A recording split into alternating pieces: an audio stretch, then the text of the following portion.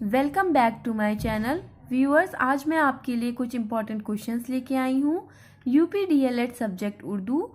मैंने इससे पहले भी इम्पॉर्टेंट क्वेश्चंस की वीडियो डाली है। तकरीबन 30 इम्पॉर्टेंट क्वेश्चंस मैंने डाले हुए हैं, लेकिन काफ़ी के कमेंट्स आ रहे थे कि उनको उनके आंसर नहीं मिल रहे हैं। अगर आप मेरी प्लेलिस्ट पे जाएंगे, उसको अच्छे से पढ़ेंगे जो मैंने वीडियोस डाली हैं, तो आपको उन सभी क्वेश्चंस के आंसर बआसानी मिल जाएंगे। तो चलिए स्टार्ट करते हैं।